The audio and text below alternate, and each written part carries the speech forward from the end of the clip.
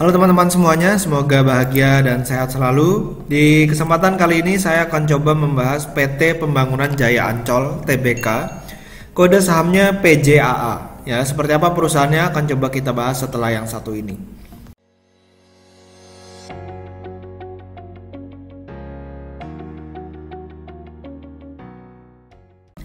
Nah, jadi ini saya ambil dari materi public expose-nya si perseroan ya. Jadi Pembangunan Jaya Ancol ini boleh dikatakan merupakan perusahaan yang terkena dampak dari COVID itu cukup signifikan. Karena orang nggak boleh berkumpul kan, PSBB dan juga social distancing dan lain sebagainya. Akhirnya ya nggak boleh ke tempat-tempat hiburan seperti Jaya Ancol ini, makanya kinerjanya bakal turun. Nah, kita bakal lihat nanti seperti apa.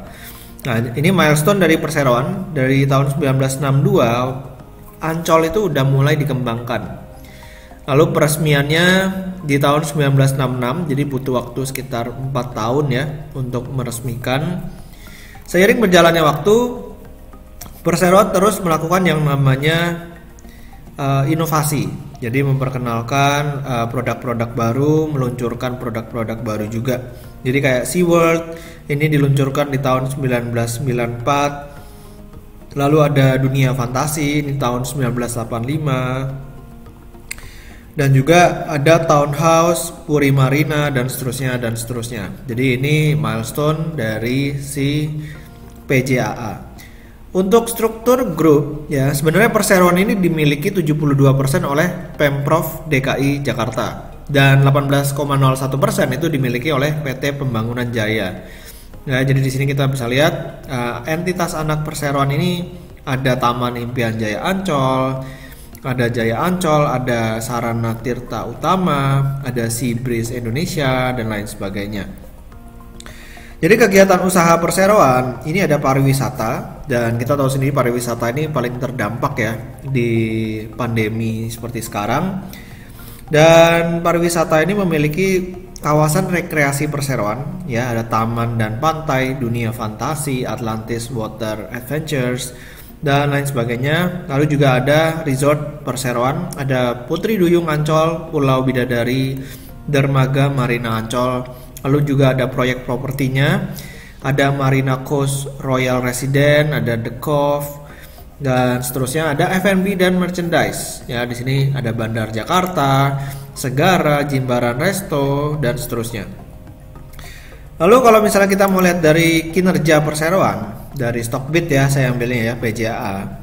Harga saham perseroan itu kalau misalnya kita perhatikan dalam 5 tahun terakhir dia turun terus dari harga 2000-an.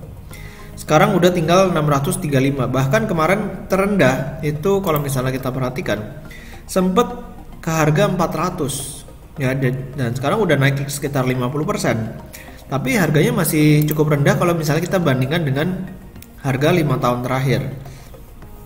Ya, harga 5 tahun terakhir di kisaran 1000 sampai 2000, sekarang masih di 600. Jadi kelihatannya ada potensi yang cukup bagus. Kita bakal coba lihat dari financialnya terlebih dahulu. Dari income statement ya.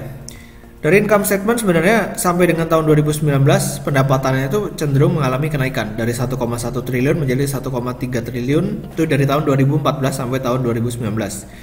Labanya cenderung stagnan dari 233 miliar, sempat naik ke 289, lalu turun 154 dan terakhir di 233 miliar lagi di tahun 2019. Jadi sebenarnya secara laba masih cukup oke. Jadi ini kenaikan pendapatan ini untuk memaintain laba bersihnya si perseroan ya.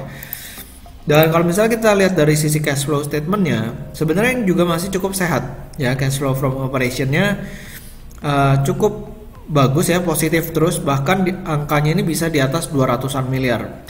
Bahkan di tahun 2016 itu cash flow from operationnya bisa 535 miliar. Nah, dengan dana yang didapatkan ini perseroan bisa melakukan aktivitas investasi ya. Makanya di sini minus terus melakukan capex sehingga boleh dikatakan cukup bagus lah ya perseroan ini. Nah, kalau misalnya kita lihat dari sisi total asetnya si perseroan ini juga terus meningkat dari 2,9 triliun menjadi 4 triliun. Nah, ini memang sedikit di drive sama total liability ya, dari 1,3 triliun menjadi 1,9 triliun. Nah, kita bakal coba lihat dari key statistiknya. Nah, dari key stat sebenarnya current rasionya si PJAA terakhir ya, ini per 2020 ini udah kacau balau nih, 0,35 kali. Jadi udah rendah banget dan harus ditingkatkan secepat mungkin. Nah, terus DER-nya juga di 0,53, ini masih cukup oke. Tapi harus kita lihat kira-kira trennya ini bagaimana. Nah, kalau misalnya kita lihat tren 10 tahun terakhir, ya DER-nya ini cenderung mengalami kenaikan. Dari yang sebelumnya 0, sekarang udah 0,53, ya ini berarti ada kenaikan yang cukup lumayan dari sisi DER-nya.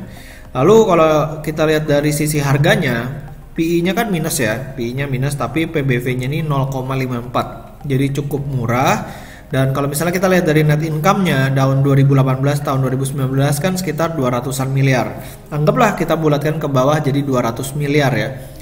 200 miliar, market cap dari si PJAA ini cuma 1,01 triliun. Jadi kalau misalnya kita pakai labanya tahun 2018-2019, ya berarti PE ratio dari si PJAA ini cuma sekitar 5 kali. Ya, kalau udah 5 kali harusnya sih udah cukup murah. Jadi ada potensi kenaikan yang cukup lumayan dari saham si PJAA ini. Nah, jadi kalau misalnya kita pakai kinerja terakhir ya tentu nggak bisa dapat harga seperti itu. Ya, jadi moga-moga dengan adanya vaksin lalu didistribusikan, sektor pariwisata bisa bangkit kembali ya, bukan cuman untuk PJAA aja tapi untuk seluruh Indonesia. Jadi demikian dari saya video tentang pembangunan Jaya Ancol Tbk PJAA. Semoga videonya bermanfaat. Jangan lupa buat di subscribe dan juga di follow Instagram saya di Pesan Saham. Sampai ketemu di video berikutnya. Selamat berinvestasi.